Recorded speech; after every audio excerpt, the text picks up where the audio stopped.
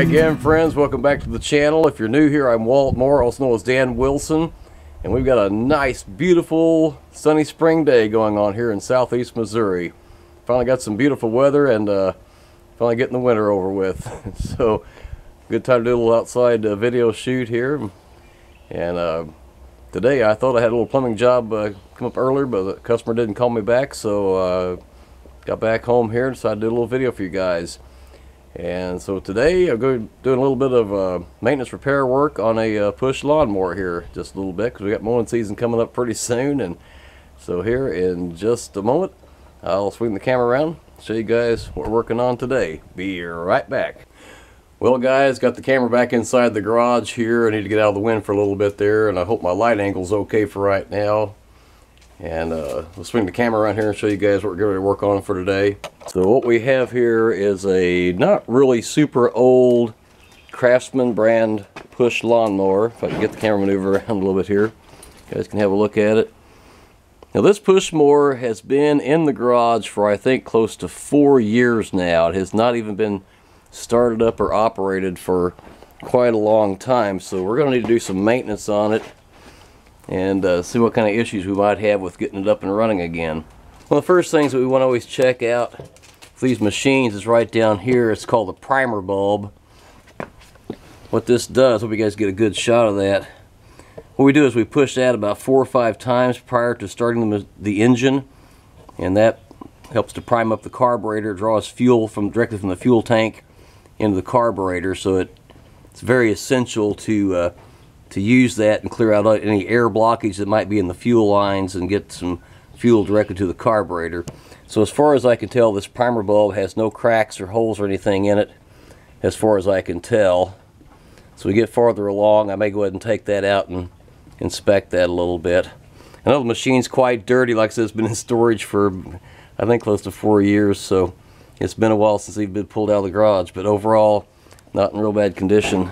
Very important thing to do is we're going to take the spark plug out. It's right in here. And first thing we got to do is take our wire boot off. What this right here, in case you don't know, this is the magneto wire. Runs from the magneto to the spark plug. The magneto is what provides the electrical spark to the spark plug, which is extremely essential in making the engine run, because we got to have a spark in there to ignite the fuel. So that's our magneto wire.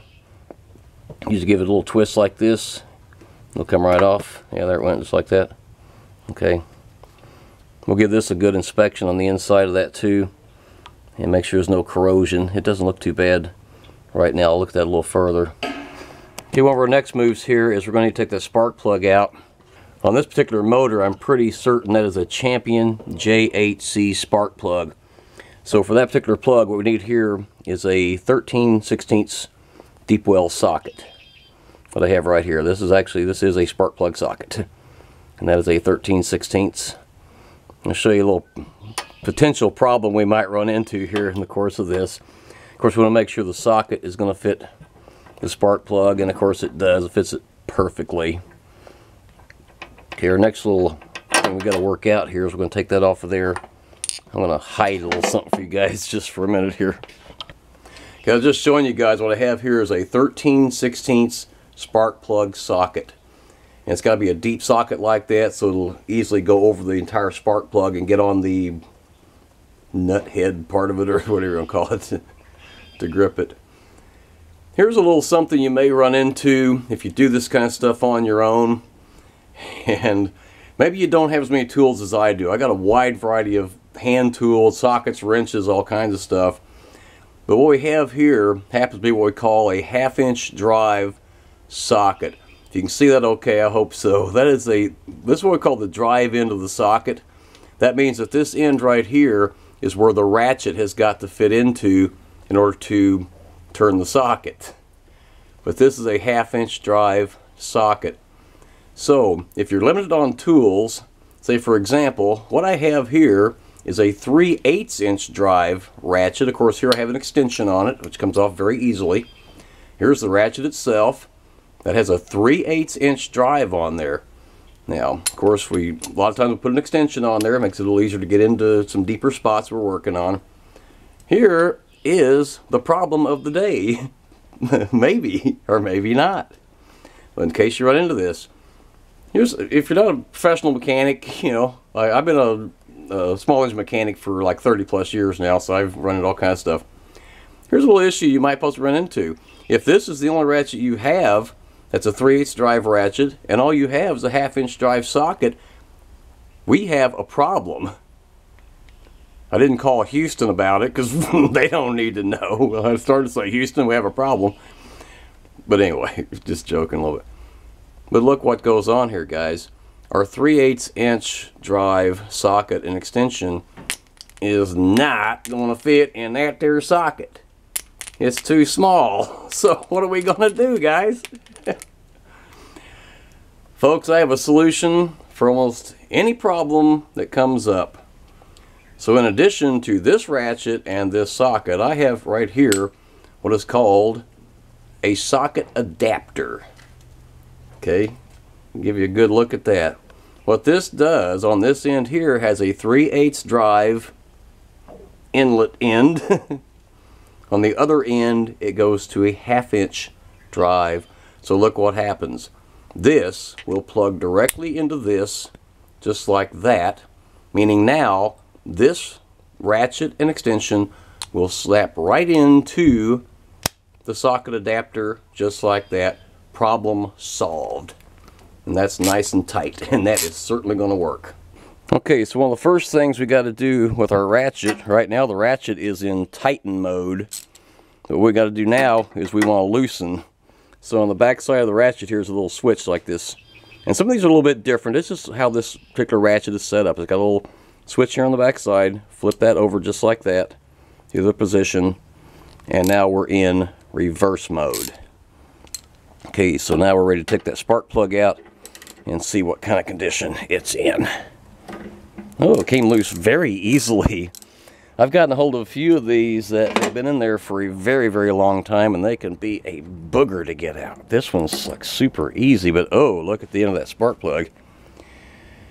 Ooh, nasty. Can you see that? I got some cleaning to do on that, if not replacement. This plug may be due for replacement. That thing's really dirty. It's been in there a long time. Alright, so what we'll do next is, for the time being, a couple more shop essentials. A wire brush and carburetor cleaner. You can also use brake cleaner on these. I prefer the carb cleaner because I get better results with that. What I'm going to do first, we're going to brush this down and get as much of that carbon crap off of there as we can. Just brush it and brush it and brush it. If you don't know much about spark plugs, and that's okay, that's why I'm here, to teach you guys stuff you may not know. As I said, this one is a Champion JHC, which is perfect for this size engine. This engine is actually a 158cc, which is about the equivalent of, I think, about a 8, maybe 10 horsepower. I'm a little rusty on my cc to horsepower conversion ratios, but anyway, then your spark plug here, we have our main, it's hard to see this, I know. Here's our main spark electrode. It's in the center of the spark plug. This curved deal out here is the grounding electrode. So we got to have a ground on that. Of course, it's attached here on the threads, see on the side. Alright, so we have to have this has to be grounded for this to make a spark. So it's very important we clean up both sides of that. We're just going to brush that down a little more. And now, I almost forgot, another workshop essential I've mentioned like, what, 500 times? Shop towels, and plenty of them. This will be a paper one, which is okay. Give us a quick little wipe down. And now, a little reminder to myself, with the carb cleaner, spraying away from the camera, hopefully. If in case you try to do this on your own, and you're also a YouTuber like I am, shooting your own video, don't spray carburetor cleaner on your camera. Please don't do that. It's not good for your camera. So let's spray away from the camera. There we go, just like that, on the very end of that. That's cleaning up pretty nicely. Look at that. Not bad. I think that spark plug is going to be usable. You see how this started out? And look what we're ending up with, guys. Look at this. If you can see it very good or not. Had all that carbon and stuff on there. Look how clean that Cleaned up very nicely. That's what we wanted right there. Oh yeah. Seems to be some other stuff coming out of there, but that's okay. Carburetor cleaner does wonders on stuff like that, not just for carburetors, but cleaning up spark plugs and other parts and various things. Very good product to use. This one's got some stuff down in there. I'm going to see if I can just break it out a little bit. One little tip right there is if you try tapping out your spark plug, if it has, sometimes your carbon will get down inside there, in here, and if it, don't beat directly on the very end of it where this grounding electrode is. In other words, don't take it like this and just bam, bam, bam like that on something fairly hard, because you'll damage your grounding electrode. Don't do that, because then what will happen there, I may have failed to mention, on your end of your spark plug, we have a very critical thing called spark plug gap. And that is the gap between the grounding electrode and the spark electrode, I guess it's called. What else would I call it? And that gap right there is critically important. Most of these plugs come pre-gapped nowadays. In the old days, we had to use a special tool to gap the spark plugs, and nowadays these come out of the store pre-gapped, and they're usually pretty accurate, so we don't have a big problem there. But again, I'm saying don't tap your spark plug directly on the end, because you'll bend this little electrode, this grounding electrode right here, and that will ruin your spark plug gap, so don't do that. One more little quick brush on there, and we're just about done. Get the spark plug, we're going to wipe her down just a little more here. It's time to put this back in the engine. So here goes the spark plug back in the hole. Threads in very easily. And of course, we want to take our socket and ratchet. Most of the time on these, when you put these spark plugs back in, they don't need to be super, super tight. I don't even put a torque wrench on them. Now remember, so before we got to flip our ratchet over, because now we're in reverse mode, like that. That's reverse. We got to switch it back to forward for tighten, so it just switches over like that. Slip her back on there. Most of the time, just about a quarter of a turn is all it needs. So we're just going to give it a little yank here. As long as it's firm like that, that's good. It's good to go.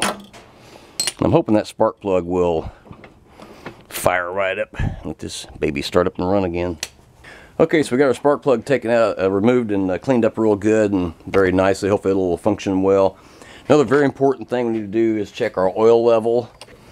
Right here is the oil filler spout. We just want to make sure it has oil in it. We're also going to take a look at the quality of the oil. So here's our dipstick coming out. And right now it's got oil up on the dipstick. I pulled on the starter rope a couple times, make sure we had good movement inside the motor. So it's got plenty of oil. The oil is a little dark. Probably can't make it out very well in the video. The slide angle's not very good this time of day. Right there on the end, I don't want to get this oil in my camera. I want to zoom in a little bit here. It looks kind of dark, so this one's going to need an oil change probably before we put it back into service. So there, we'll get that back on there good and tight. Well, that's about it for today, guys. Just want to show you a few basic maintenance tips on your push lawnmower. The same thing applies to your riding mower, your garden tiller, four-wheeler, whatever you have that runs a gasoline engine on there. Always want to make sure you check the oil, check the spark plug, and of course we got to put some more gas in it, which I didn't get around to yet. I will. And I meant to check the air filter on it. I just didn't get around to doing that yet, so I'll get to that here in just a little bit. Another thing I will do, probably not in this video, I'm going to run what's called a compression test on the engine. I have a deal called a compression gauge. I'll be showing you that to you guys in a future video. So we'll put that on there another day, another video shoot, whatever, and I'll show you how that all works out. That is in order to check our compression rate on the cylinder on the engine, make sure we don't have any compression issues and stuff like that.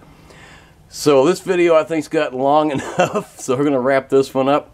I really want to thank you guys for tuning into the channel. Thank you for checking out this particular video. Again, if you're new here, I'm Walt Moore, also known as Dan Wilson. I want to thank some of my new subscribers that just jumped on board here just in the last couple of days. Great to have you guys along. If you just now stumbled across my video channel, I'd encourage you to subscribe to my channel. Over there in that little corner somewhere is a little yellow subscribe link deal. Just scroll over there, click on that. You'll be automatically subscribed to my YouTube video channel for more great videos coming up in the future. Again, I'm Walt Moore, also known as Dan Wilson. Thanks for watching. You guys take care. God bless. And I'll check back in with you on the next video. See you later.